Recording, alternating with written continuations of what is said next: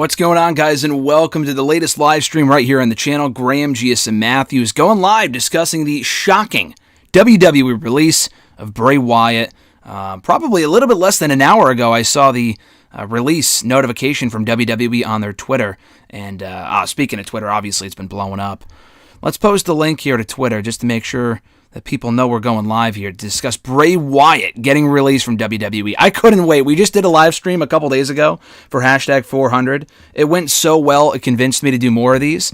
And I would like to do more of these. I want to be doing more of these going forward. And no better time than now, unfortunately, under such terrible circumstances, to be discussing such a shocking release from WWE. So like I said, let's put the link up here for the stream. Got to get the link first, and then we'll just dive right into it. Bray Wyatt getting released from WWE. This is shocking. I know we've gotten a lot of shocking releases this year, but this is easily like the most shocking yet. I mean, even with Aleister Black, we had Braun Strowman, you go down the fucking list. Daniel Bryan leaving was certainly surprising. He wasn't released. His contract merely expired.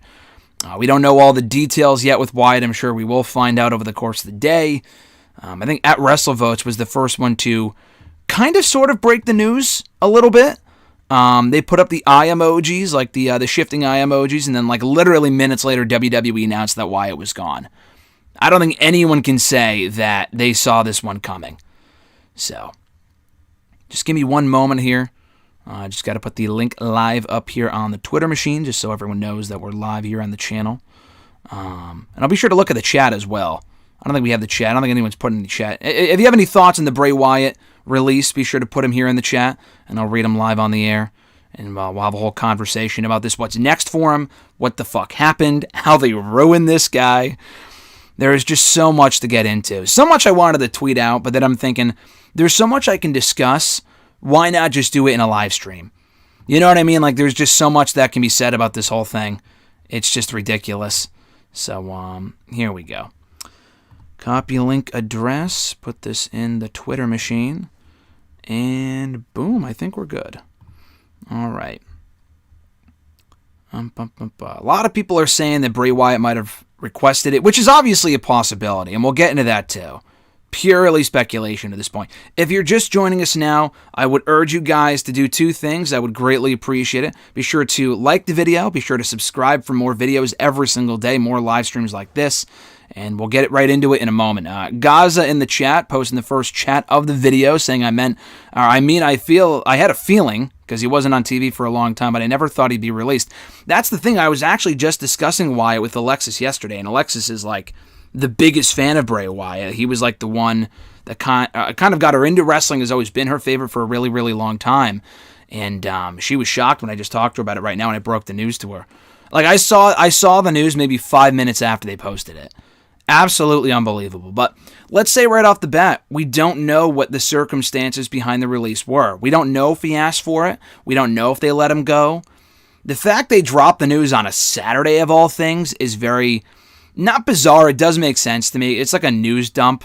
It's kind of what they call it in PR and stuff like that. It's like when they kind of put the bad news on the Fridays and the Saturdays. That's why we get so many releases on Fridays, because they assume that people are out of the office. They're not going to see it. I mean, a lot of people have already fucking seen this, and it's like the talk of Twitter right now. Obviously a trending topic. I mean, the last time I checked, the WWE tweet had, 17,000 quote tweets. It was ridiculous. 18,000 quote tweets, 8.9 thousand responses, and 18,000 likes. Unbelievable, man. Unbelievable. I know during every round of releases that we've gotten in the last couple of months, we were thinking, I know Bray Wyatt was the first person to me that I was thinking about, maybe they could release Bray Wyatt. Maybe that could be an idea, or like he would want to leave or whatever. I didn't think they actually would. Thinking they could release him and the fact he actually did get released are two totally different things. Two totally different things. I'm very surprised. I think as we all are. Like I said, he could have very easily just requested it, because there have been rumblings for a while. This has never been confirmed. So to say this is a report, or the fact that it is a fact or whatever, would be completely inaccurate. But there were rumors and rumblings from like uncredible sources. That's why I say this, not from like the good guys, as we say, Fightful, Sean Ross Sapp, PW Insider, Mike Johnson. None of those sources reported this. So there's no proof of that this could be the case with Bray Wyatt, but of the mental health thing, that he was suffering mentally following the passing of Brody Lee. Could that have played a factor in this if it was indeed true? Who knows? Was that a factor? It could have been. I'm not saying it's not true. I just don't think that we should all believe that's a fact, because we have no fucking clue. We have no idea whether that's true or not. Until Bray Wyatt comes out and says himself that I've been struggling mentally since Brody's passing, which was 7 months ago at this point, we have no idea. That is purely speculation, and only one reason as to why he could not have been on TV. I think the more credible sources were reporting, actually, that he just wasn't on the show because they had nothing for him. Or actually, more specifically, he wasn't on the show because they were waiting to bring him back for something big. How many fucking times have we heard that, though? I mean, these sources aren't always accurate. I don't know who I read that from exactly. It might have been PW Insider. I don't want to say exactly because I'm not 100% sure. But I think the belief among a lot of people was that he wasn't on the show, and they were keeping him off the show for a reason. We haven't seen Bray Wyatt since the night after WrestleMania when he appeared in the Firefly Funhouse segment. The last match he had was at WrestleMania. The awful match that he had with Randy Orton. And I guess the match itself was fine, but the outcome was just completely mind-boggling when he lost to Randy Orton. And then we saw him pop up the next night when he popped up in Firefly Funhouse. He had said, and I'll get to your comment in a second, Kadeem. Thank you for sending in a chat here. I appreciate it. He had said, oh, the next time you'll see me, I'll be bigger and better than ever, or whatever it was. Or I got to go back to my roots. He said something along those lines that would make you think that he might come back as the old Bray Wyatt. I mean, the Fiend character at that point was fucking done for. I mean, it's amazing to think that it premiered almost exactly 2 years ago. He returned to Raw 2 years ago from like a week or two ago. The Fiend character wrestled its first match in WWE at SummerSlam, which was 2 years ago from August, which is tomorrow, crazily enough. And he was the hottest thing on all of WWE until they attempted to, before they attempted to ruin it with the Hell in the Cell loss to Seth Rollins, which was completely mind-boggling to me. They had him, oh God, I mean, he won the championship. He won it in Saudi Arabia, had kind of like a decent run. Not terrible. Didn't have the greatest matches, but his run was fine. Lost to Goldberg, which was mind-boggling. I mean, we'll get all into that in a little bit, but let me read the chats real quick. Kadeem Gomez said, damn WWE. Why do you have to release every superstar left and right, not Bray Wyatt? I completely agree. That was my reaction as well. Average Grunt, thanks for joining us, Grunt. Great to see you in the chat. You said, Grunt, not happy. I completely agree. I mean, this was one of the most creative and innovative people in the last 10, 15 years this company's had under contract. And it just let him go. I mean, the thing is, even if he did request it, again, maybe it is a mental health thing. They're not going to say, oh, no, we're not going to let you go if it's a very serious issue like that. I mean, we have no idea. This is purely speculation. They're not going to say, oh, we can't let you go if it's something serious like that. If it's just like, oh, I want out because I'm not happy here, like other people have done, then who cares? You know what I mean? But still, I mean, they're not going to like let him go for that. They're not going to let him go just because he wants to leave. If it was something super serious, they might have let him go for that reason. We still have no idea. But the fact of the matter is this. Even if that was a factor, even if he has been suffering mentally since late last year, I mean, he could have been at the top of the company and still asked for his release. That's also very possible. In my opinion, there is no good way to spin this story. Either he requested it, and yeah, he could be dealing with stuff personally. That is very possible. And he's obviously off social media for the most part. We have no idea what's going on in his personal life, nor should we. That's not our business. But even if I feel like, I don't know. I feel like even if that stuff was a factor, he wouldn't just leave. I don't think. I mean, if the guy is, that's what I don't understand here. Because if the guy is like at the top of his game, he's the world champion, they're booking him like a star, and he still is dealing with shit personally, I don't think he would have left. I think if they got this guy right in the billion times they bungled his push over the last fucking decade, I don't think he would have left. In my opinion. he would still be here, I think. He could take time off, go deal with the stuff, and come back. They would not have released him, allowing him to go anywhere else, do anything else. That's what I don't understand. Also, if there's an issue with the resolution of the video, let me know. It's saying that it's going in and out. It's like, oh, check the resolution. I think it's fine, but if there's any issues, let me know. If it stutters, if the stream stutters, let me know. Before I go any further, JH Films in the chat. Hey, man, it's Firefly2 Jack on Twitter. Hey, what's going on, Jack? Thanks for joining me, man. I've known Jack on Twitter for a long, long, long time, and I know you're one of the biggest Bray Wyatt fans I know, so great to see you here in the chat. But he said, but yeah, it could be because he's getting healthy physically and mentally, but I hope he goes to AEW. They'd use him right, but what could his name be? Yeah, so we saw the picture, what was it, a couple days ago? It surfaced on Twitter that he was in amazing shape. Obviously, he can go to AEW. I'll talk about that in a minute. So he looked like he was getting in great shape physically. He got in great shape right before his WWE return to TV 2 years ago. And obviously, they brought him back. He was the hottest thing in wrestling for a while in 2019 with the Firefly Funhouse stuff with The Fiend, and then they completely fucking ruined him. Typical WWE, you know. What could his name be? I mean, I guess he can go by his real name. Wyndham Rotunda, right? Isn't that it? I guess he can go by his real name. I guess that wouldn't be, that could make sense. They probably obviously own Bray Wyatt, right? They can't call him Bray Wyatt in AEW. I don't know. He'd probably come up with something creative. That's probably what intrigues me more than anything about this release for Wyatt, is that his creativity is unmatched. Probably one of, if not the most creative person on that entire roster before they let him go in WWE. Malachi Black being another one now in AEW, and they let him go. So you let that creativity let loose, and I understand a lot of the Firefly Funhouse stuff was his idea, and obviously, the thing is, though, it could be his idea, but they put their own spin on it, and they fucking ruin it. Because at the end of the day, he doesn't book the matches. It's Vince McMahon. At this point, what is he, 75, 76? Bray, yeah, Wyatt, exactly. You spell it with a Y. Just completely ridiculous. Kadeem Gomez said WWE's always failed to create new stars. Karrion Kross is one of them. And now it's just Vince's ego.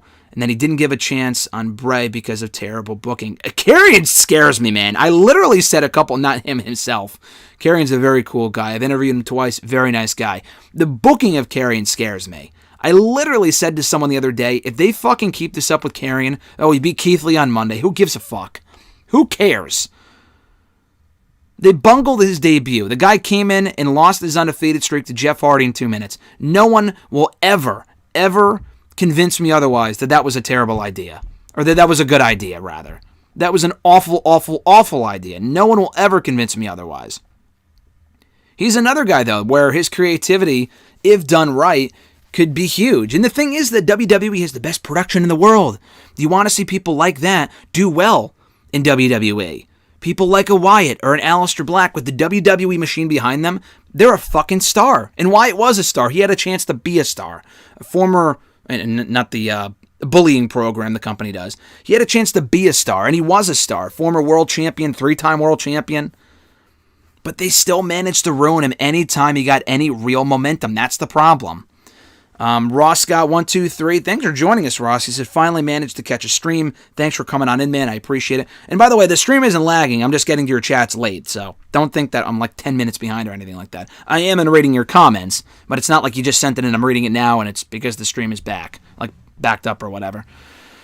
JH Film says, since WWE probably owns his characters' names and the Funhouse stuff, that I was wondering about too. They probably own Firefly Funhouse. I wouldn't be surprised. They put their fucking trademark on everything, especially when it comes to merchandising stuff. So I didn't think he would do the Firefly Funhouse stuff in AEW anyway, or anywhere else he would go. I mean, obviously, let's face it would be AEW. I don't think he's doing the shit for crumbs and pennies and Impact. And I love Impact, but Bray Wyatt is bigger than Impact, in my opinion, or Ring of Honor, or even New Japan. Bray Wyatt, if he was to go anywhere with the creative freedom that AEW has, he would have to go there. Absolutely, no questions asked. And he doesn't scream to me like if you asked me a year or two ago, oh, could Bray Wyatt go to AEW? I've always thought, He screams to me like a WWE guy, but with a creativity. Like, Bray Wyatt has never been known for his matches, you know? He's always been known for his creativity and kind of his promos and stuff like that. That's why I'm thinking, like, I just don't think that WWE... The thing is that WWE is like the perfect place for a guy like him, but when the booking isn't right, AEW, with what we've seen so far from Malachi Black, which isn't a lot, obviously. I can't say, oh, he's a star. Like, he's only been there for fucking 3 weeks. Let's chill out here. But so far, so good. AEW might be the best place for him, obviously, just because they would give him the creative freedom that he should have and should have had in WWE, and to a certain extent, he probably did have in WWE. But at the end of the day, they book the matches, and that is what matters most. You could have the most creative character in the world, but if you're not booked to win more often than not, and you're not booked to look like a star, it doesn't fucking matter. It doesn't matter, dude. Undertaker would not have gotten over the way that he did if he was losing every other month. The guy went undefeated for a year. A year! Beat Hulk Hogan for the WWE title. He dropped the belt, 2 days later at Taboo Tuesday, or this Tuesday in Texas, or whatever the hell it was. But Taker was booked to look like a star. He went 21-0 at WrestleMania for 20 years, and he lost a lot like later on in his career, like in the mid-2000s, but by that point, he was already established. The character they got the booking right with the Taker character, but that was also 30 years ago. In the 2010s, 2020s, they could never get it right with Bray Wyatt. And they would for like a night. Oh, we had an amazing entrance at SummerSlam 2019. The very next pay-per-view at Hell in the Cell 2019, they book him to look like a fucking loser. Why not just put the belt on him there, as opposed to Saudi Arabia? Who cares? Makes no sense. But to finish his comment, he had said if he brought all that over, he'd have to change it all name-wise. Yeah, exactly. He would. I don't know what he would call it, but I have no doubt that he would make it something hopefully cool or creative or whatever. And listen, I'm not even saying he's going to go to AEW and be like the biggest thing since sliced bread. He can go there and fail, but I think it's worth a shot. He's still young enough where he has a lot of time left in his career. It's not like he's 50 years old and it's like, oh, it was fun while it lasted. He could go somewhere in wrestling. I mean, I wouldn't be surprised if he never wrestled again, because the guy is so creative, and I think he's a weird fit for wrestling, because he obviously has done well in wrestling. Comes from a wrestling family, obviously. But he's a guy where I feel like he would thrive really in acting. And he's one of those guys that I feel like was born to be an actor, born to be more so in entertainment than wrestling itself, where the booking can kind of do him in.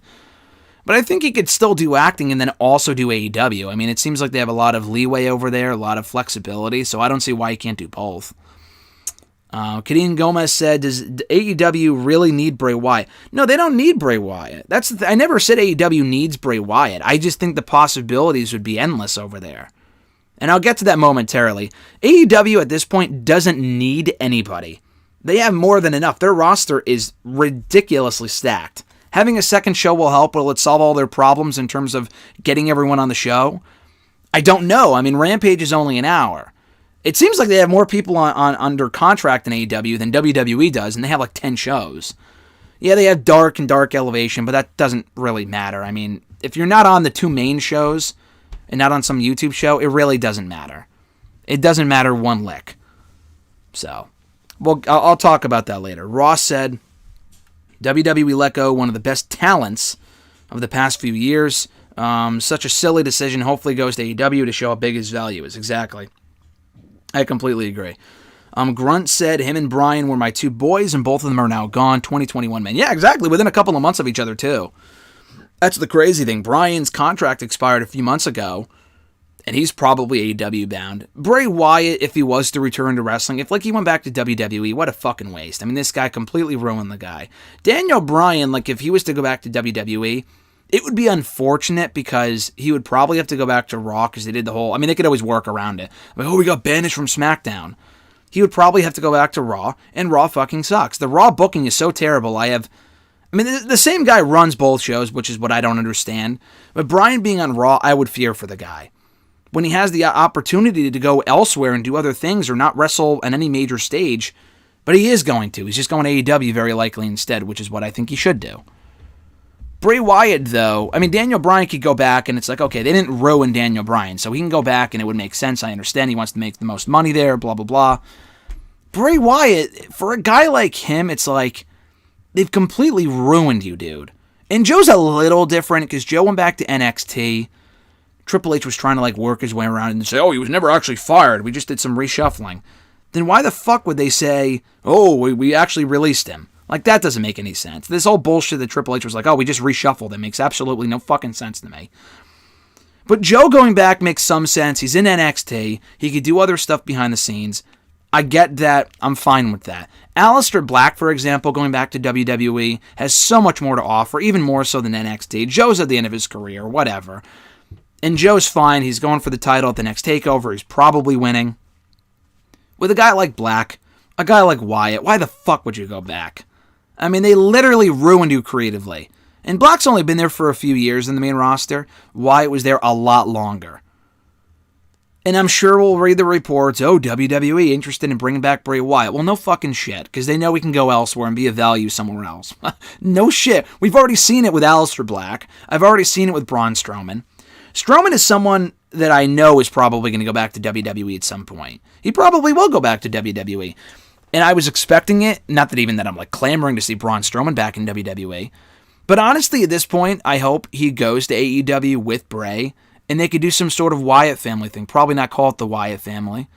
But with Brody being in AEW before he passed, and maybe they could do some sort of tribute to Brody in AEW, Wyatt, Strowman, and Rowan, who's also currently a free agent. Tony Khan's not an idiot. I mean, Tony Khan is a smart man. I think that would be absolute fucking money. Involve them with the Dark Order.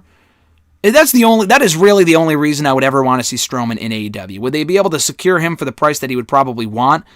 Is this guy worth $1 million? The answer is no. Beyond that, I have no interest in seeing either Rowan or Strowman in AEW. But if it involved Wyatt, you got my attention. Let's see, the other chats here. Gaza said Blazebug, Sheerhorn, or yeah, it would be something completely dumb. But in AEW, it's like I'm sure they would give him a decent name, or they would allow him to pick his name or whatever. JH Films said, AEW lets them be creative, and with Bray being one of the most creative minds, we could see pure gold. Exactly. AEW has actual creative freedom. So Bray Wyatt under that premise, like in that environment where they actually give people creative freedom, and other companies do that too. I don't want to single out AEW as being the only one. But no stage is bigger than AEW outside of WWE. Ring of Honor, Impact, even New Japan here in the States does not have the exposure that AEW does. And the platform with TNT, and they have a stacked roster, and it's not like, oh, they have the creative freedom, but they have no they don't have a strong enough reputation.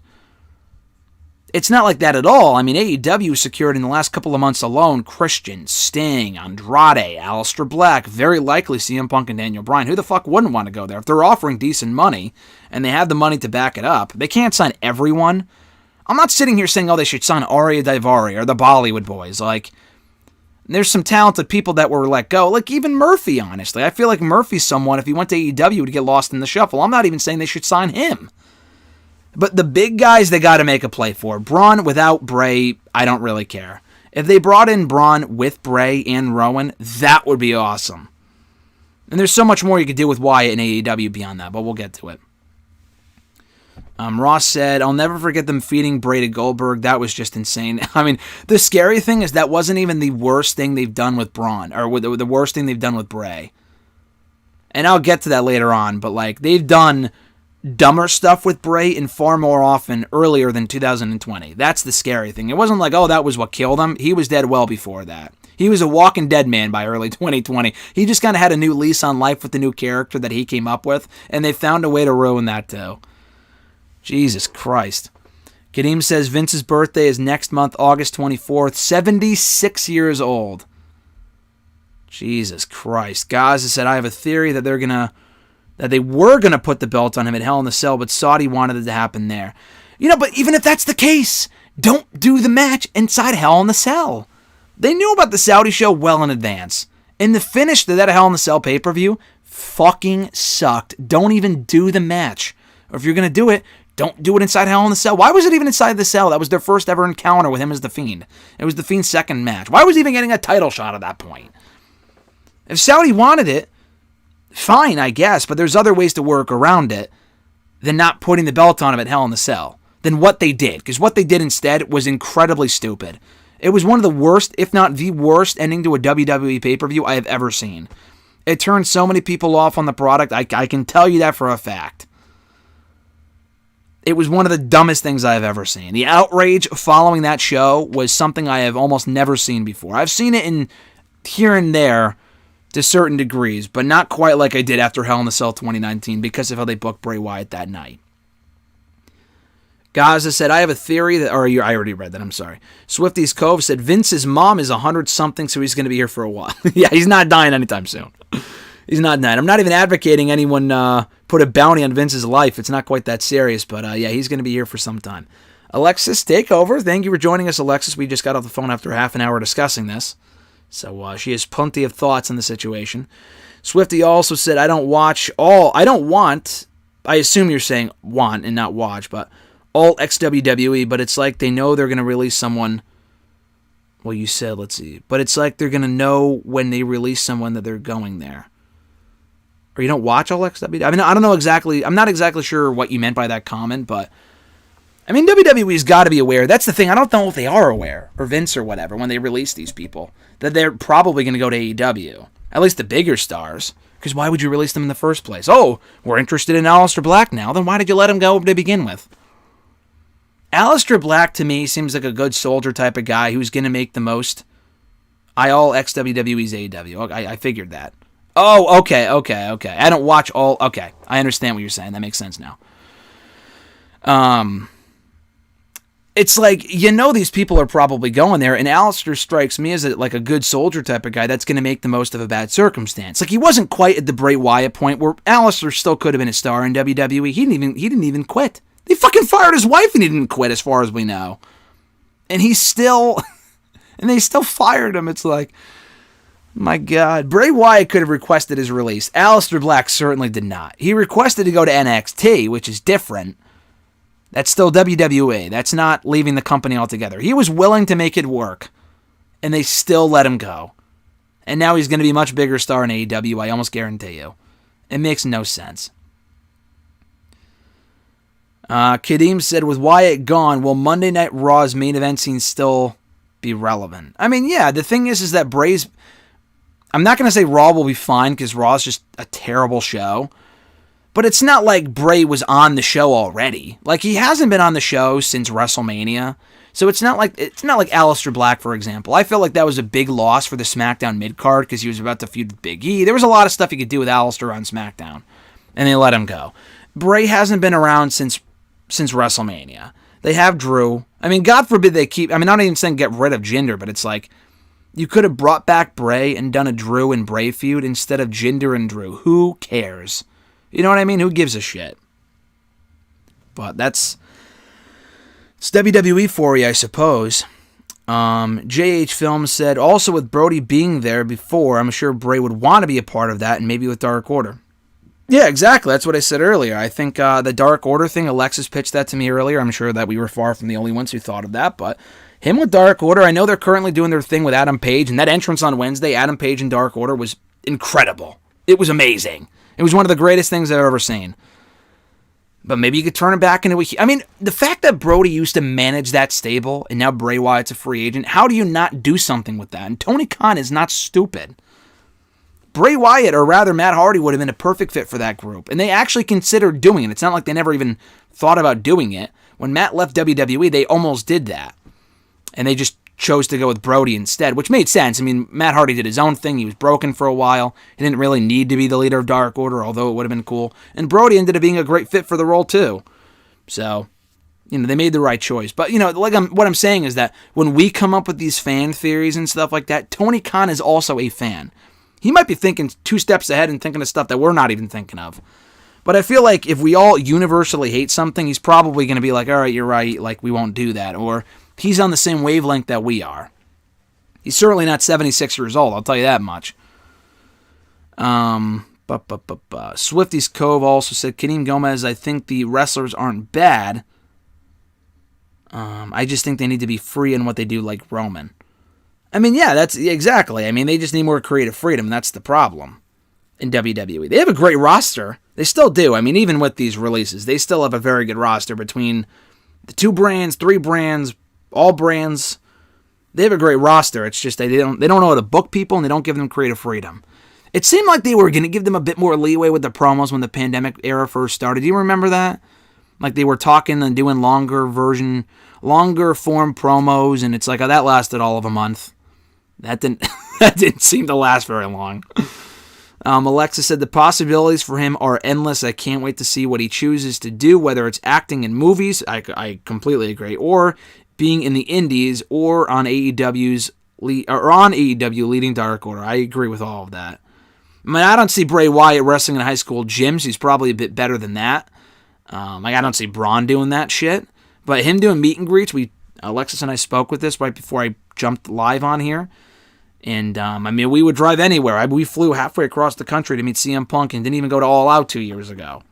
Although All Out was that same weekend. We literally just went there to meet CM Punk. And I'm sure we would do the same thing with Bray as well, if that same opportunity presented itself. Ross said Vince doesn't know what makes a superstar anymore. It's been said for the past few years now. The man is living in the past. That's been evident for a while. The problem is that the NXT call-ups, he's an NXT call-up. He was one of the first few NXT call-ups. They didn't even really know how to book a lot of NXT call-ups even 6-7 years ago. And Vince has always done a lot of dumb things. Like Bray Wyatt, to me, the first time they really messed up Bray was when he lost to John Cena at WrestleMania 30. That is a wrestling hill I will fucking die on. That, to me, was where it was all downhill for Bray Wyatt. He had a lot of great moments after that, but that, to me, was the dumbest thing they could have possibly done. Cena did not need that win. He benefited from that absolutely none at all. They continued the feud. He beat him in like this terrible cage match the next month at Extreme Rules that no one gave a shit about. And they ended the feud with Wyatt literally getting buried by steel steps by Cena. Then he lost to Jericho in their first match. He ended up beating Jericho a few more times, but he lost the first one. Like, why? What was the point of that? Why do that? Then they broke up the Wyatt family within a year of them being on the main roster. Also dumb. Him losing to Taker wasn't a big deal. Like, he could still look good in defeat, and I actually enjoyed that match. But the problem was that after the feud was over, they had nothing for the guy. He went on to feud with Roman. They had a good feud, beat him a couple times. That's great. But he was always a stepping stone. He was always being set up to lose every fucking time. He lost to Cena. He lost to Jericho. He lost to Taker. He lost to Roman Reigns, as I just said. He never won a single feud. The only feud that I remember him winning, at least at that point, was with Daniel Bryan. Daniel Bryan was the only person they ever really beat multiple times on like a major stage. Rumble 2014, Rumble 2020, TLC 2013. They had great matches. Bryan gave this guy his best match ever in WWE, and it was his first major singles match on a WWE pay-per-view. I guess he faced Kane at SummerSlam 2013, so it's probably inaccurate. That match just wasn't that good. I guess he kind of won that feud, but that was his debut. Imagine if he lost. If this was 2021, he probably would have lost. And Vince was doing dumb shit back then. Like I said, he lost to Cena at 30. So Vince wasn't making the greatest booking decisions then. But his mind, it seems to me, has withered more and more over the last 7 years because the guy's 76 years old. At least at that point, he was 69. Insert your own joke here. I just don't understand. So I'll read the next couple comments and the next couple comments here, and I'll go back to what I was saying. But JH Film said in that one Spotlight in the Dark Order entrance was apparently for Brody. I did not know that. I did not know. I figured it was for Anna Jay or something. I didn't realize that, but that's really fucking cool. Swifty said, are they going to release Finn after last night? I don't think so. They just brought him back, but they also brought back Aleister Black and they fired him. So honestly, who knows? Honestly, who knows? He also said because of no crowds, they did have great cinematics like Taker versus AJ. They did. I enjoyed WWE cinematic matches. I really did. I thought the Boneyard match was the best. I enjoyed the Firefly Funhouse match, speaking of Wyatt. One of his last major matches in the company. I enjoyed that at WrestleMania 36. I liked the Money in the Bank ladder matches at Money in the Bank last year. Even the Swamp Fight, people didn't like that between Strowman and Wyatt. I thought it was fine. It wasn't amazing, but I thought it was solid. People thought it was the drizzling shits. I enjoyed it for what it was. The rest of them weren't that good. From what I'm trying to remember what other cinematic things they did. I don't remember. I thought Orton and Wyatt should have been cinematic in Mania this year, and it probably should have been. That match was just not that good, and then he fucking lost. But to go back to what I was saying, 2015 loses to Roman Reigns. It's like, okay, at this point, he's literally just, everyone knew at this point, he was on the main roster for 2 years. The guy was cutting promos, but he couldn't back up what he was saying. He couldn't back up the trash talking. He lost whenever it mattered most, every fucking time. He wasn't completely buried by that point, but it was like, what are you guys doing with this guy? So he loses to Roman. He has another match with Undertaker, this time a tag team match at Survivor Series 2015, Brothers of Destruction versus Wyatt family, that had absolutely nothing to do with the Wyatt family. They just did it to get Taker on the show, which was cool, but it did the Wyatt family absolutely no favors. They fed the ECW originals to them, like, okay, cool, let's give this guy some real momentum. Built him up a little bit in the Rumble, had a very good showing in the Rumble, got fed to Brock in a 2-on-1 handicap match at Roadblock. And that was supposed to be the match was Brock and Bray at WrestleMania. He clearly would have lost again, but that was supposed to be the match. And then, from there, they didn't even have him at WrestleMania. Or he was at WrestleMania, but he didn't wrestle. He was the, and I quote, eater of Hot Pockets, according to The Rock. That, to me, was another one of those, what are you even doing with this? He literally got...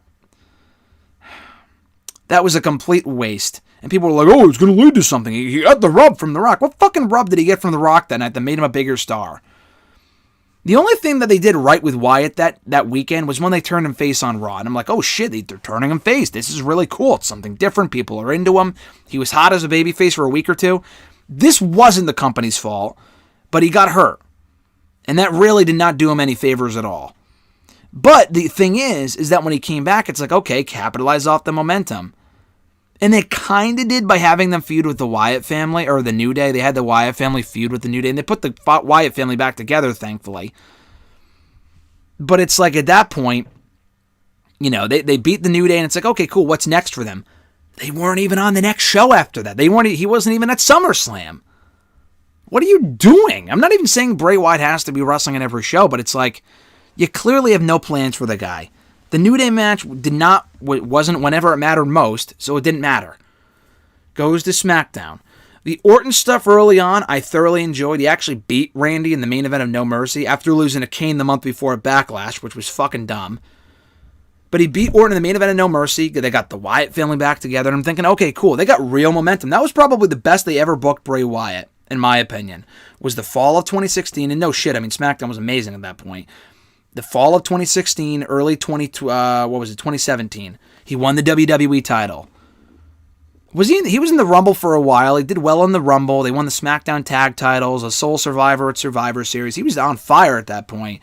Won the WWE Championship, only to lose it to Randy Orton in one of the worst matches I've ever seen live at WrestleMania 33. Holy shit, that match sucked. And again, it was another case of setting him up to fail.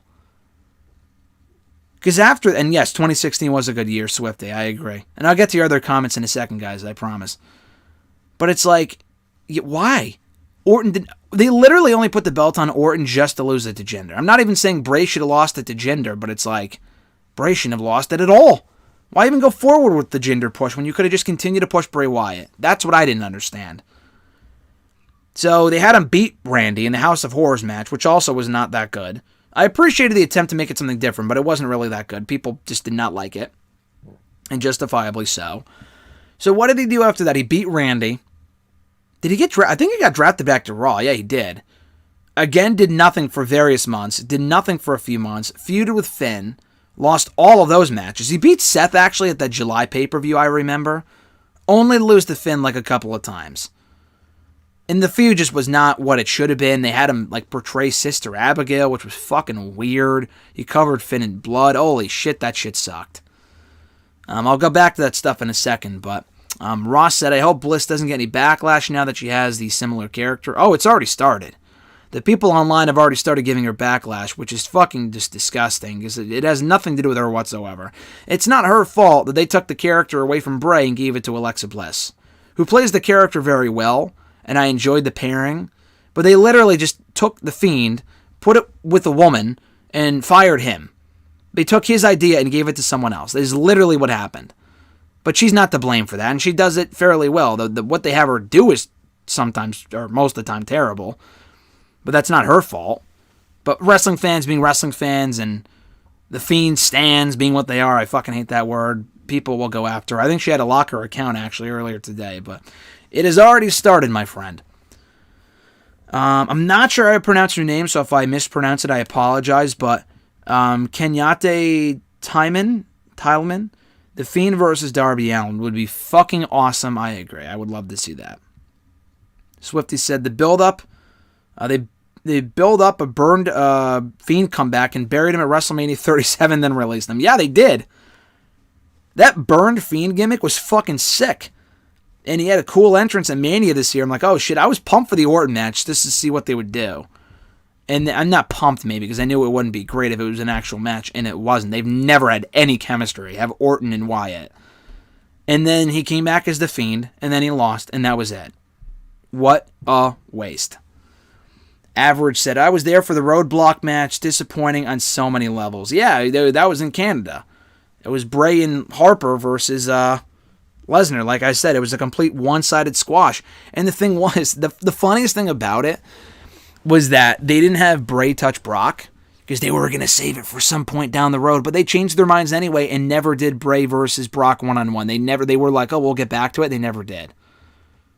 Because Bray at that point was just a loser, and they were on separate shows in the draft, so they never ended up doing it. Gaza said, yeah, but of course they were going to give Taker and Kane a win on his anniversary. It's not even the fact that they lost. I wasn't upset that they lost at Survivor Series 2015, but like, why those guys? Bray was already down in the dumps after losing to Roman. Like, you could have fed him any tag team, or at least followed up with a good program, and they beat the ECW originals. I don't know. I just didn't understand that. Average Grunt said, yeah, 2016 might be the last year that I truly gave WWE a chance. I really enjoyed 2016. They brought back the draft. SmackDown was on fire. They've had some good moments here and there over the last 5 years, but that was like my last real, true favorite year in wrestling was 2016, I think. Because at least they tried some different stuff. Not everything worked, but like they pushed some new stars. AJ came in, which was awesome. The brand split came back. SmackDown was great. A lot of new people getting opportunities. Becky really became came into her own as a champion. Women's division was taken more seriously. Cruiserweight Classic was great. NXT was sexy at that point.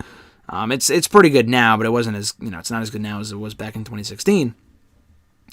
Gaza said, mad that all the members of the Wyatt family, including Daniel Bryan, have all been released or left the company. I mean, in the span of less than 2 years, too, which is even crazier. I mean, literally everyone that you just mentioned was in the company 2 years ago. And Harper was the first one. He requested his release after Mania 35, but they didn't give it to him. They let him go in December of 2019.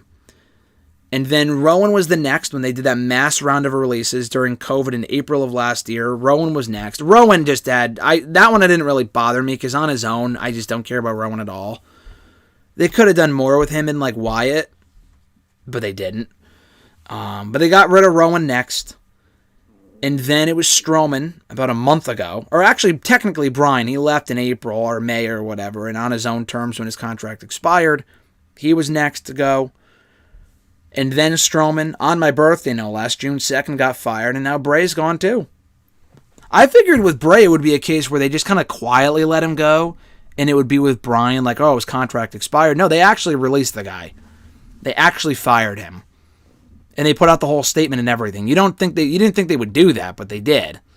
That's what doesn't make any sense.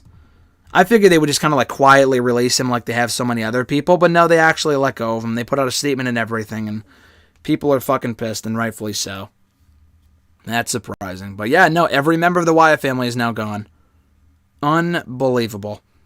Unbelievable. Swifty said, I've always wanted Taker to retire after the streak. But when it actually happened, my heart broke. Yeah, that was a very sad moment. 2016, early 2017 was really the last time Wyatt was relevant, in my opinion. And where is Randy, though, he says. He was in the Wyatt family. Oh, I guess not every member of the Wyatt family is gone, if Randy's still there. He, as I think hurt, he was on the disabled list, reportedly, like as of a couple weeks ago. And I don't know where he is, honestly. I'm not sure. We all thought it was just a storyline thing. If he won't be involved in Money in the Bank, then, it doesn't really matter that he's not on TV. They were in his home state on Monday, and they didn't bring him back, which shocked me. If he doesn't come back on Raw in Chicago this week, then he's not going to be at SummerSlam, which is a shame, because I'm really digging the RK Bro stuff right now. And now we know, again, there were people saying, oh, maybe Bray... because of his mental health, he wanted to take time off. Yeah, no RK Bro, I guess. He wanted to take time off, and that's why they had Randy win. The thing is, even if Bray wanted to take time off, you still have him beat Randy, because that's what makes sense, and then have him disappear for a little bit. Randy didn't gain anything from beating Bray. He went into a tag team. He literally lost to Riddle like 8 days later. So what was the point? If not like the next night. It was like right afterward, I remember. What was even the point? Just have Wyatt win. He probably still... I mean, they still may have fired him or whatever, but... Just makes no sense. Yeah, I'm just very confused. And by the way, if you're just joining us, be sure to like the video. I would appreciate it, guys. I want to do more live streams like this, especially reacting to stuff like this. So be sure to like the video, subscribe to the channel. We just passed, I think, 5,300 subscribers, I think, if I'm not mistaken. So I appreciate you guys for that. Be sure to hit the subscribe button, hit the notification bell to be notified every time a new video goes up. And liking the video and subscribing helps with the analytics and shit, the numbers, and it'll convince me, or it'll make me want to do more of these. So be sure to like the video and subscribe. And like I said, we do new videos every single day. And Swifty said, I'm enjoying the conversation. I appreciate it. Thank you very much for tuning in, Swifty. But yeah, I was actually just about to record my SmackDown audio review, which is what I'm going to do after we're done here. Going to review SmackDown from last night. I enjoyed the show. I was going to talk about Talking Smack. Talking Smack video will be up tomorrow. SmackDown will be up a little bit later. That's what we do on Saturdays, though. I review SmackDown. On Sundays, I do Talking Smack. I put up exclusive old interviews. I posted my interview with Tegan Knox from last year. I posted that yesterday. We do Q&A videos every Wednesday. We did live 400th episode this past Wednesday. So be sure to check that out if you haven't already. Excerpts from WrestleRant Radio on Thursdays, and a lot of other stuff, new interviews. I might have an interview coming up next week with a member of the current roster from WWE, so keep an eye out for that. We do predictions, we do low-key reviews, we're going to review Black Widow at some point, so a lot of stuff to keep an eye out for. But yeah, be sure to subscribe, I would greatly appreciate it. But back to the Bray Wyatt thing. Where did I leave off? 2017, lost to Finn Balor a bunch of times. What did he even do after that? They were supposed to have a match with him and Finn at the TLC show in October, but then he had like the measles or something like that. Got sick, couldn't do it. Came back, a month later? I genuinely don't remember what he was doing in late 2017. I honestly don't remember. I know he feuded with Matt early 2018, which was cool. I remember that. I think actually Bray might have come back and beat Matt Hardy. That might have been what they did. So they had that for a while. That was enjoyable. That was actually another period of Bray's career where I thought they actually did right by him. And they were doing the tag team thing with him and Matt. But Matt has talked about this before. They never actually went full throttle with it. They both pitched ideas for Bray, and Matt's praised Bray's creativity. No surprise there. They were going to have Bray show up on the compound and do more vignettes, and that's what the tag team should have been, more vignette stuff and less in-ring stuff. But they were in the ring every fucking week on Raw. And they had the most forgettable Raw tag team title reign of all time. And then they won the tag titles, they lost the tag titles, they failed to regain the tag titles, and that was it. He took time off, wasn't seen again until 2019 with the Firefly Funhouse stuff. Again, struck gold with that. He really reinvented his character. And they bungled that, and I already talked about the Hell in a Cell shit, so it really is amazing with the Bray Wyatt character, how much they fucked up the character. They try to get him back on track. He beat John Cena last year. Technically his first WrestleMania when he's never actually won a WrestleMania match. I don't even know if you can call that a match, but, beyond that, he actually never won at WrestleMania despite being there a decade, which is honestly really sad.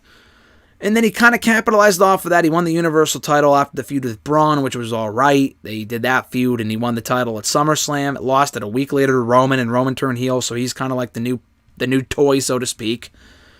Bray Wyatt got moved to Raw, which is where I thought he should have been anyway.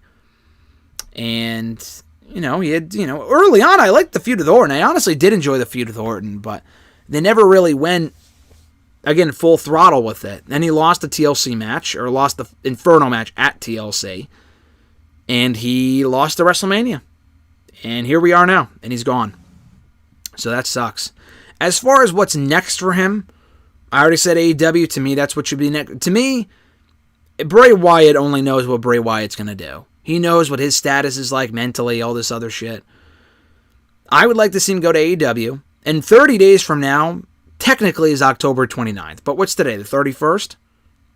What's the 31st of October? It's Halloween.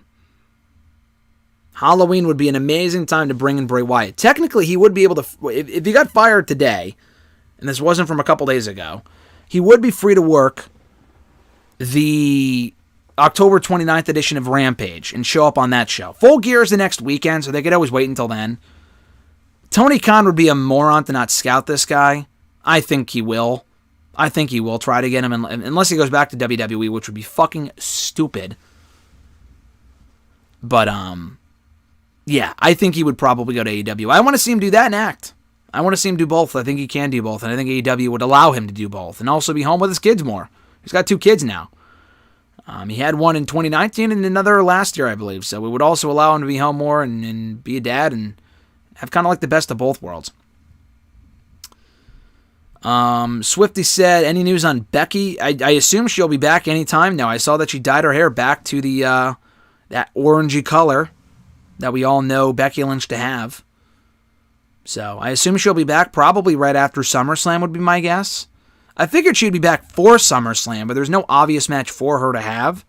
So she might as well they might as well hold her off until after SummerSlam. But she'll be back on the sooner side, I almost guarantee you. I always thought, like, when she got pregnant last year, I figured the earliest I said that she'd be back would be SummerSlam.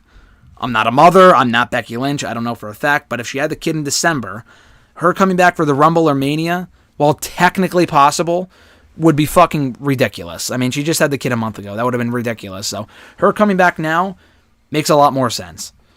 Grunt said, can we get an F in the chat for Jack-O-Lantern Demon Balor? Shame we never saw him in action. Oh my god. That shit from the 2017 feud, holy shit, that was terrible. That was awful. But yeah, him in AEW, the thing is, he's always struck me as a WWE guy, because he is. Bray's been in the system for a long time. He debuted on the main roster as part of the original NXT as Husky Harris in 2010. 2010, that's a long time. He was in FCW well before that, though. Probably since 08, 09, maybe even before that. He was in developmental for a little while, I think. Him and Bo, they let go of Bo a couple months ago, so now both guys are gone. Their dad got released on tax day, or what was supposed to be tax day last year. WWE, not kind of the Wyndham family. Just complete bullshit. Man, crazy. I never thought they would actually fire him is the thing. I figured they would just let his contract expire and he would leave himself. Or I never thought this would actually go down the way that it did. That's what surprises me. I'm going to look on Twitter for more updates on what happened with Bray and more people's reactions in a moment after I'm done talking about AEW. But like I said, I don't think he should go back to WWE. I think that'd be dumb. Give him more creative freedom in AEW. I think they could pay him as much as he's worth. He would have a better schedule. What can you do with him? Can he have a 5-star classic with Kenny Omega? Probably not. But if Daniel Bryan's going there, you can feed off the Bryan stuff. I don't want to see all the WWE feuds revisited in AEW, but that is an idea for much later down the road. Him and Dark Order makes too much sense to not do, given that Dark Order was previously led by his very good friend Brody Lee. So why wouldn't he be involved in that? That would make a whole lot of sense. So they could do that. They could do him and I don't even know. Dark Order is probably the top choice. Matt Hardy, obviously, they could team up. They could do a feud. Like I said earlier, they never really gave them the creative freedom they should have had in WWE. So them teaming up, them feuding, bringing back Broken Matt would be fucking sexy. I would love to see that. A reunion of the Wyatt family. You can't call them the Wyatt family, probably. I don't think you can. But you could have Braun come in and do that. Rowan do that. He can lead his own little stable. I hate the abundance of stables in AEW, but that would be something I would 100% be behind. Maybe dedicated to Brody. It was in AEW before he passed, so that's very possible. Yeah, I'm trying to think. What else can you do with Bray Wyatt and AEW? I mean, those are top 3 choices right off the bat, but that would be like the best thing to do with him. Who else missed 2010, 2012 NXT? I certainly don't. That show was shit, especially after a certain point. Oh my god, I miss like NXT from like 2, 3, 4, 5 years ago.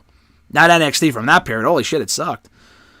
Jeffrey said Hangman versus Wyatt would be an excellent program. Wyatt versus Callahan. I mean, that's Impact, but I mean, yeah, with the working relationship, that's possible. He's so creative. Oh, him and Malachi Black. How could I fucking forget? That'd be awesome. He could do something with Sting. You know, maybe that could be cool. Cinematic match with those two would be fucking awesome. A lot of possibilities, I think. Actually, I'm kind of shortchanging how many possibilities there actually are. Moxley has history with Wyatt. You're absolutely right. They never had the greatest chemistry in WWE, but I don't know how much of that was due to the fact they had no chemistry or due to the fact that they just had no chemistry, period. So I don't know. That's a possibility too. But, him and Cody, maybe. Jericho. Again, Jericho and Wyatt. I was just about to say, and Jeffrey, you said it right there. Yeah, all the people that Wyatt has history with are all in AEW now. Or the Orton effect is real. Orton has...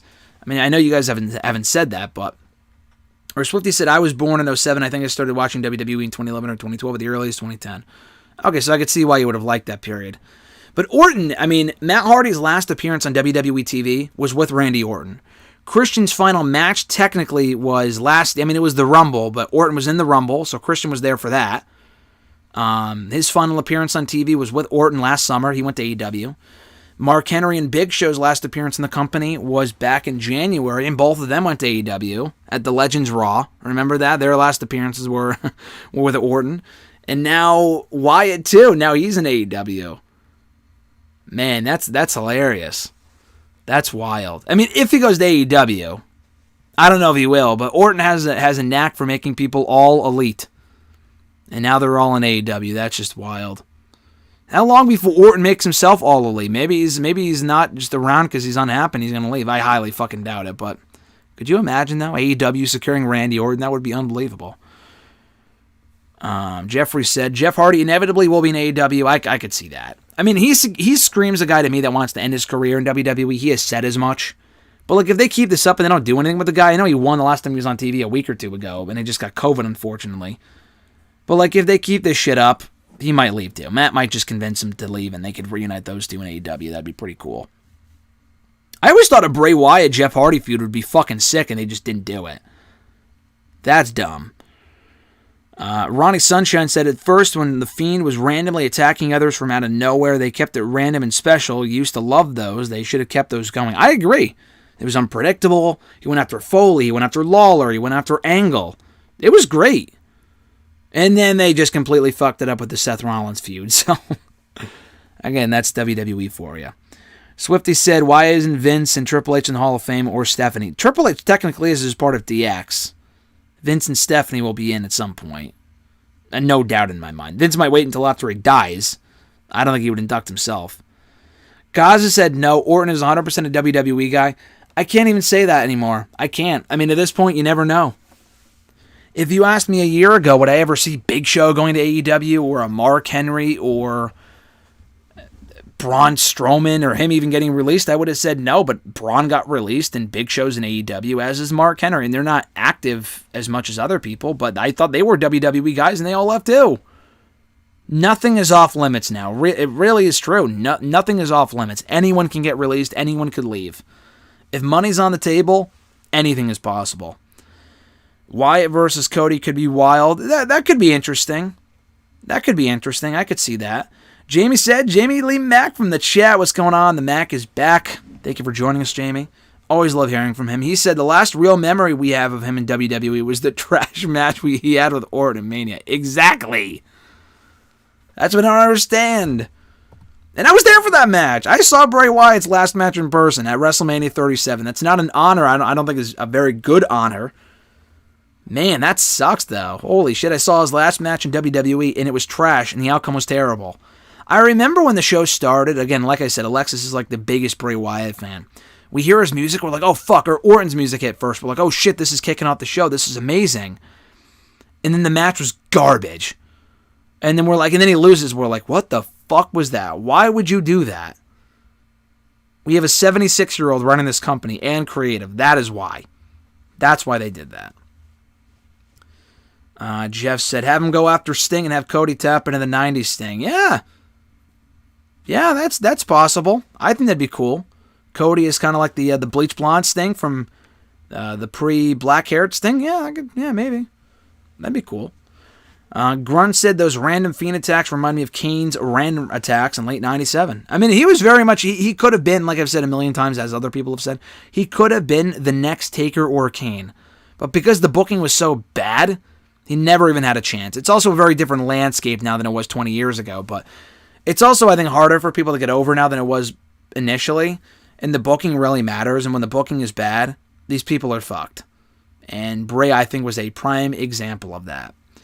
So, now that we got through the chats, and I'll get back to you guys' chats if you send anything else in. But let's go look at more people's reactions. I know Alexa Bliss reacted about an hour ago. I'm just trying to see what other people are saying. If there's any more news on it. Someone's saying I'm so happy for Bray Wyatt. Oh, man. He's obviously trending. Taker's trending right now. Did he say something? I don't think he did. Someone said, at Hit the Ropes, WWE releases Bray Wyatt to bring back Husky Harris, right? Right? Man.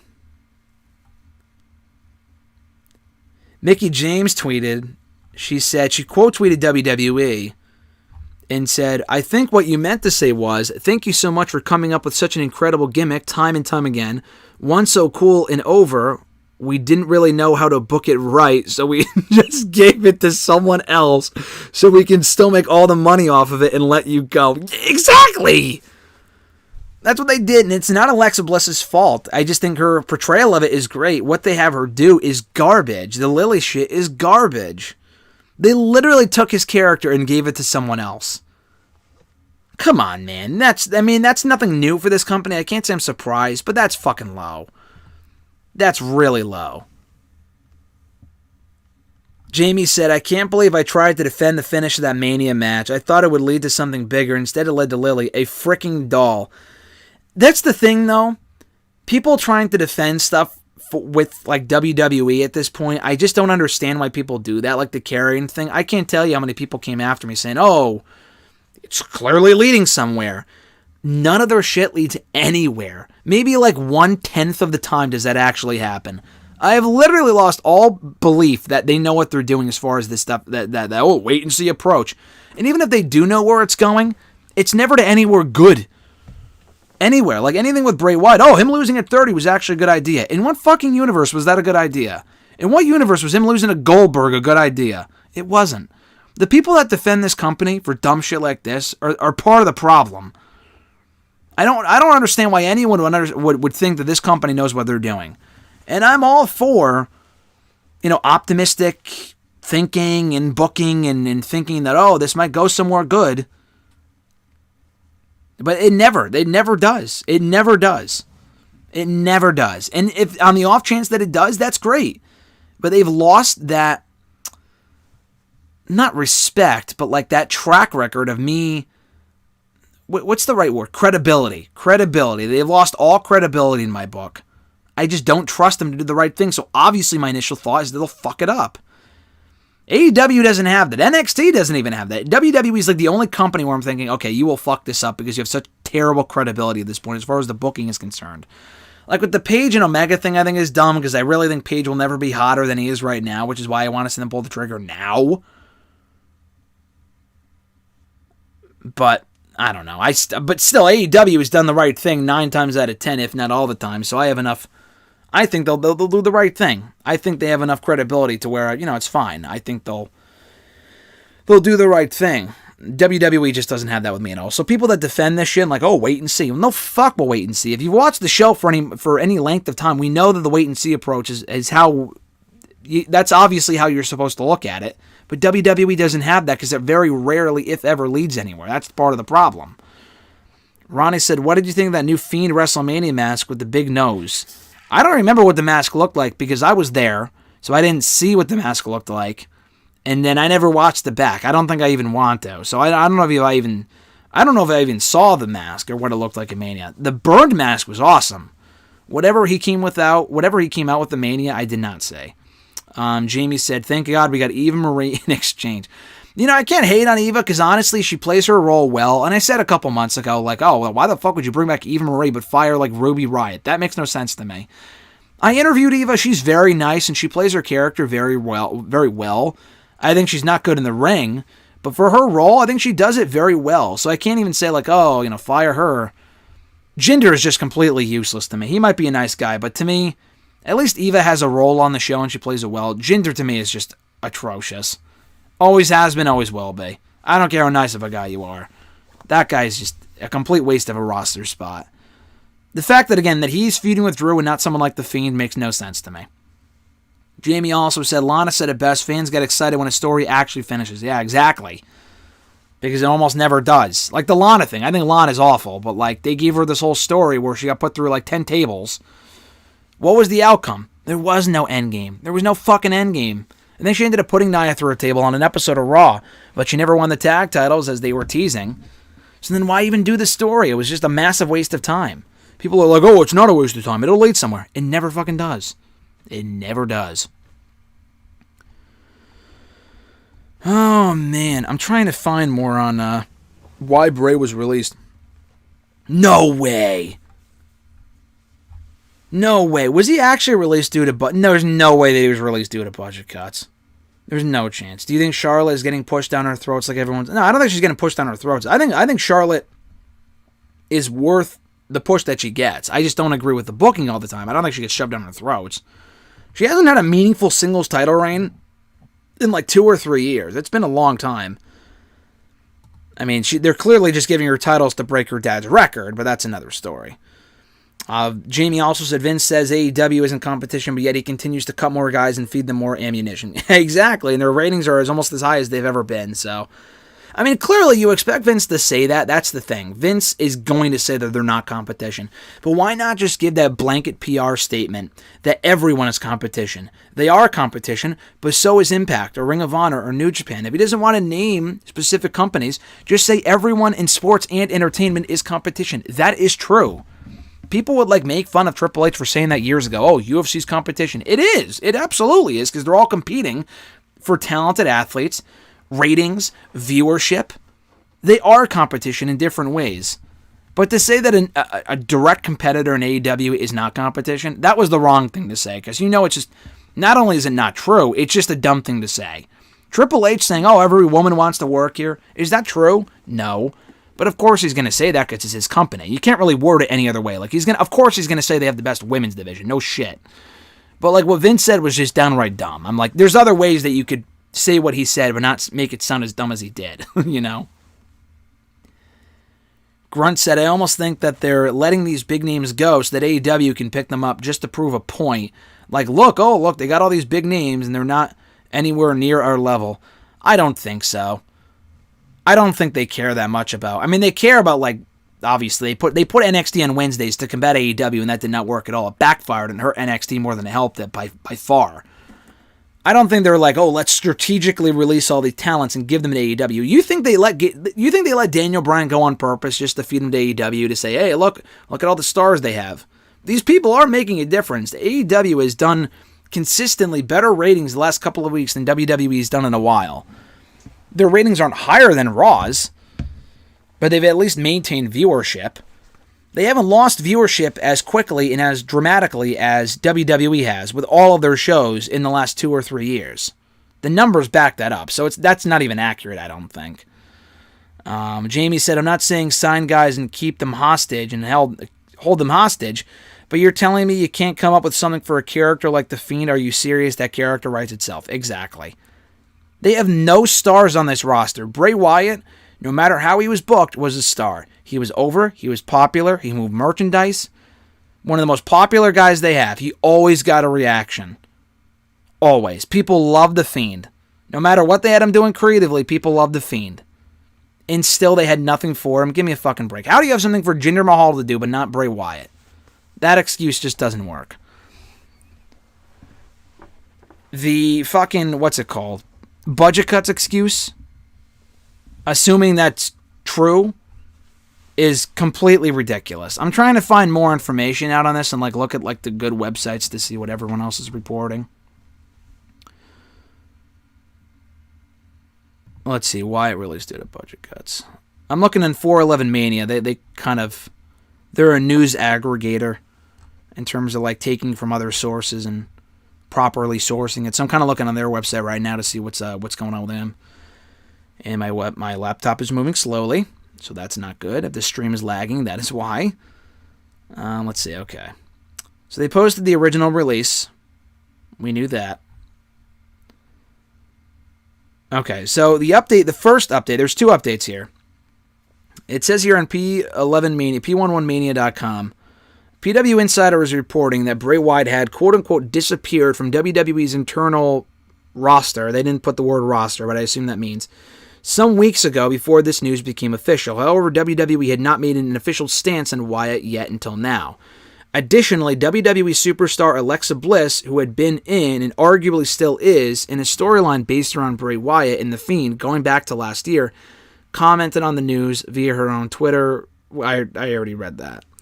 That's on her Twitter if you want to check it out. I think she's a private account now. She locked her account because people were just being too nasty towards her. I don't blame her at all. The internet is just disgusting sometimes. They just kind of go on to say Bliss's current gimmick and character were born out of her alliance with The Fiend and being seduced to the dark side by him. However, it appeared that at WrestleMania 37, Bliss might have started to draw away from The Fiend, or started to draw away The Fiend's power for herself to become the new Dark Lord of Monday Night Raw. I mean, that's all purely speculation because they don't make this shit clear. F4W Online, Figure4WrestlingOnline.com reports that according to Dave Meltzer, WWE head of talent relations John Laurinaitis informed Bray Wyatt that his release today was due to budget cuts. Additionally, Wyatt was reportedly prepping for an August return and was said to have been booked for some shows before this decision was made. Imagine letting Bray Wyatt go due to budget cuts. Wasn't he internally advertised for like the Return of the Road next month? Maybe not not by WWE.com, but I think by the live arenas he was being advertised. You wouldn't advertise this guy unless they had plans to bring him back, I would think. Like they were advertising Sasha and Cena, they're both back. So why would they be advertising Bray Wyatt? Budget cuts.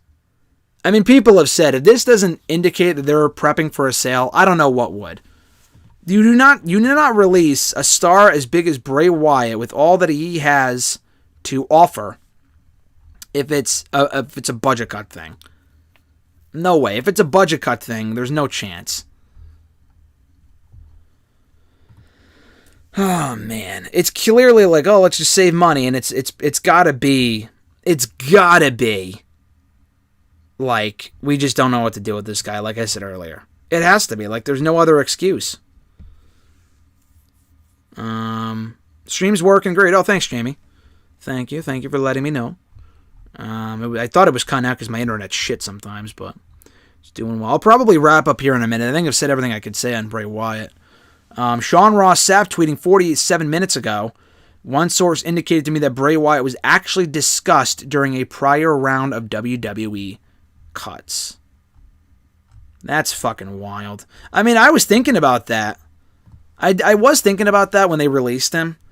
About like, oh, maybe they could release him because we haven't seen him on Mania, which is bizarre, and there's no word on his status. But I didn't think they'd actually do it. It's one of those things that you think could happen, but that you don't actually expect to happen. You know what I mean? But then it does, and you're like, holy fuck. Because he's been there for so long, too. Like, that's a... Yeah. Oof. It doesn't sound like he requested it, then. That is just bizarre. So, Fightful... They have... He's got more... Sean's got more information up on the release. I'm not subscribed to the Patreon, so I don't know what it is. I don't know what the latest update. It might have been just what Dave Meltzer said. I don't know.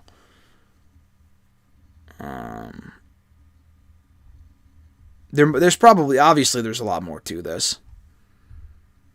This is wild. Yeah, I think that's the latest update. Holy shit. A budget cut release. Man. That's crazy.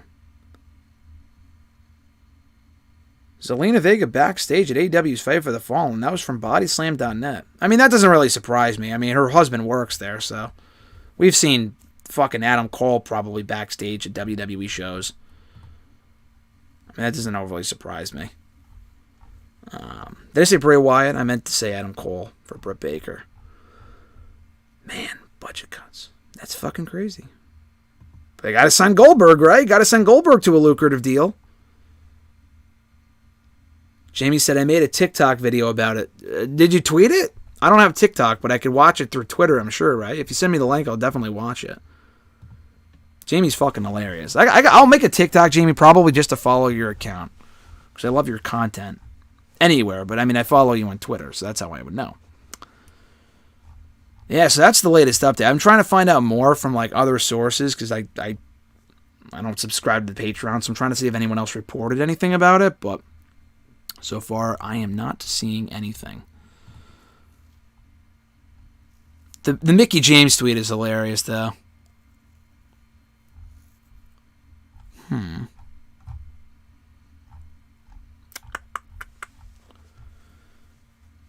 Sasha Banks tweeted saying he's got the whole world in his hands. That was 7 minutes ago. That's cool. I'm interested to see who else comments on this that works for the company. Because, I mean, he seemed like he was very well liked. Obviously. I mean, he seems like a great guy. So, hopefully we see more people comment on it because he deserves the best.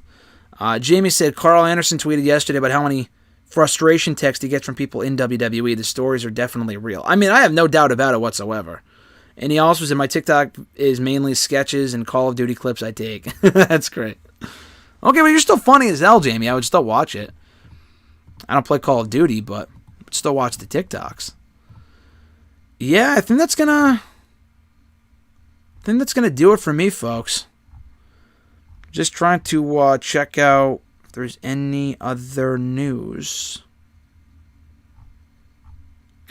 I don't think... I mean, and I'm sure there is. I'm sure as soon as I wrap up here, there's going to be more news. And like, oh, shit, that's why they let him go. Or this is how we found out. Or this was the plan. Or blah, blah, blah, blah.